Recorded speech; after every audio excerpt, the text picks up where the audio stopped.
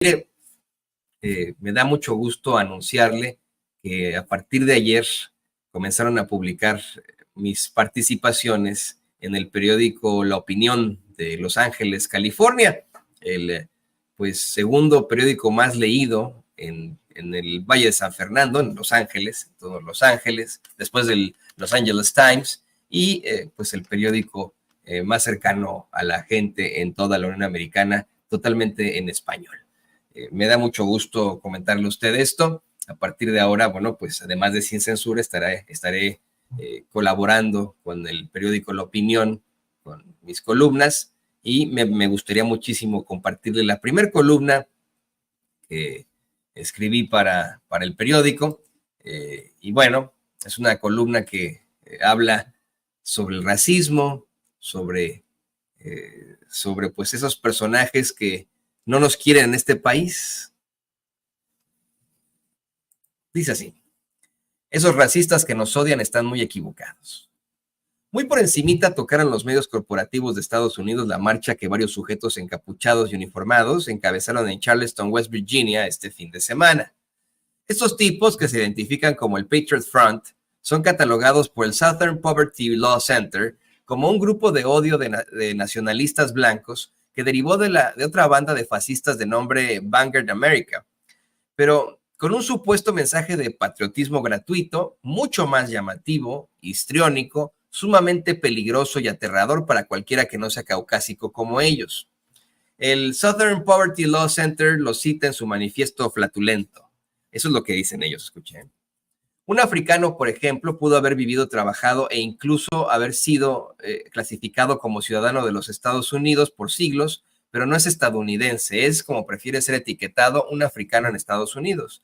La misma regla se aplica a otros que no pertenecen al linaje fundador de nuestro pueblo, así como a aquellos que no comparten el inconsciente común que impregna toda nuestra gran civilización y la diáspora europea. Imagínense, ¿no? Es lo que dice. Sí, una bola de estupideces que evidentemente no reflejan la realidad de este país. Pero ahí estuvieron en Charleston, marchando con sus banderas, aterrorizando con sus consignas racistas, sin que un solo agente de policía les dijera algo, y mientras en toda la Unión Americana se realizan protestas de estudiantes cuya represión policíaca es noticia internacional. Regresando al racismo, seguramente usted varias veces le han aventado los medios el dato del Pew Research Center, el más reciente, ese que reza que un estimado de 37.2 millones o 37.200.000 hispanos de origen mexicano vivíamos en los Estados Unidos en 2021. En cifras más recientes, la Oficina del Censo reportó que en el 2022 éramos 37.414.772 mexicanos, un titipuchal, pero claramente no una mayoría. Esos estadounidenses blancos que tanto le temen a la inmigración e ignorantemente al reemplazo, ignoran que siguen siendo la gran mayoría en este país, pues ese mismo censo los pone como el 71% de las más de 334 millones de personas que habitamos el Estados Unidos continental. Y aún así, especialmente en estos tiempos electorales, pululan los mensajes racistas, clasistas y antiinmigrantes, tanto en la boca de los políticos como en sus granjas de bots en el Internet. Me pasó hace un par de semanas cuando el alcalde Quinton Lucas declaró que los inmigrantes que sobrepasan otras urbes eran bienvenidos aquí en Kansas City, Missouri. Después se retractaría, exhibiendo su ya muy conocida y famosa pusilanimidad y su carácter de queda bien, provocando una serie de mensajes de odio en las redes sociales del periódico local de parte de usuarios muy cobardes sin nombre ni apellido, ni rostro, sino con usuarios inventados y dibujitos en lugar de fotos del perfil. La mayoría de los odiadores argumentan airada y equivocadamente que los indocumentados no pagan impuestos y que son una carga al recibir los beneficios sociales que solo están destinados a los ciudadanos, que tampoco son muchos, recordando que, por ejemplo, nos enfrentamos a un sistema de salud en el que absolutamente nada es gratis, sino todo lo contrario.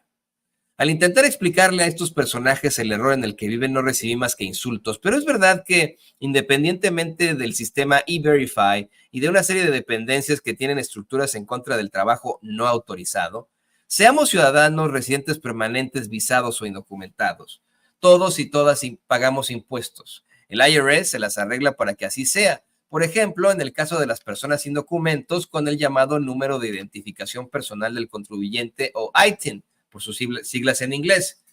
De nada sirvió que intentara compartirle a los racistas que estas personas sin documentos y a los que desprecian tanto son los que pusieron la comida en sus mesas durante la pandemia del COVID, o bien son los mismos que llegan hasta perder la vida en los trabajos nocturnos más complicados, como ocurrió a finales de marzo pasado, cuando varios inmigrantes murieron en la tragedia del puente de Francis Scott Key en la zona metropolitana de Baltimore, Maryland.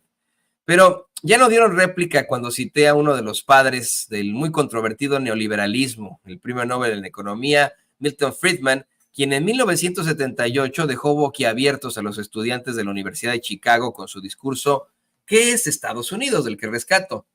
Miremos, por ejemplo, el ejemplo obvio, inmediato y práctico de la inmigración ilegal mexicana. Ahora bien, esa inmigración mexicana al otro lado de la frontera es algo bueno para los inmigrantes ilegales, así le dice Friedman, ¿eh? Es algo bueno para Estados Unidos, es algo bueno para los ciudadanos del país, pero solo es bueno mientras sea ilegal. Es una paradoja interesante en la que pensar, hazlo legal y no servirá. ¿Por qué?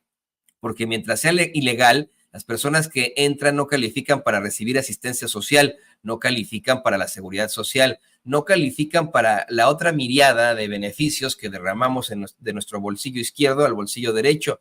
Mientras no califiquen, migran en busca de empleo, aceptan trabajos que la mayoría de los residentes de este país no están dispuestos a aceptar, proporcionan a los empleadores el tipo de trabajadores que no pueden conseguir, son muy trabajadores, son buenos trabajadores y claramente están en mejor situación. Los conservadores, regreso yo después de esta declaración de Friedman, específicamente los republicanos, solían ser sumamente proinmigrantes debido a lo positivo que es para la economía del país y para la iniciativa privada, la mano de obra que proporcionan esos trabajadores, mismos que cruzan la frontera con el único deseo de superarse y mantener a sus familias ante la falta de oportunidades en sus lugares de origen. El expresidente Ronald Reagan fue uno de los principales defensores de esa política, mientras que el último de los republicanos en practicarla fue el expresidente George W. Bush. No obstante, durante los ataques del 9/11, los que aparecieron fueron esos políticos cuya hambre de poder solo puede ser saciada con los votos. Ellos le apostaron a lo más primitivo y bajo de los instintos humanos con la xenofobia, con el echarle la culpa al extranjero o al vecino de nuestros propios problemas. De verdad, no es algo nuevo, lo vienen practicando desde que se creó la política en la antigua Grecia hace unos 3,000 años. Vamos, es del manual básico del político, lo que no significa que esté bien. Esos supremacistas blancos que marcharon en Charleston no se han dado cuenta, pero como muchos otros despistados, están siendo usados para satisfacer la ambición de poder de personajes que no habían sido tomados en cuenta, sino hasta que comenzaron a echarle la culpa a los inmigrantes y específicamente a los mexicanos de los problemas propios. Como cuando Donald J. Trump bajó un olvidable 15 de junio en el 2015 la escalinata de su hotel en Nueva York y nos llamó a todos los mexicanos narcotraficantes y violadores. Bueno, pues si usted quiere saber más, ahí me puede leer en el periódico La Opinión de Los Ángeles. Muchas gracias.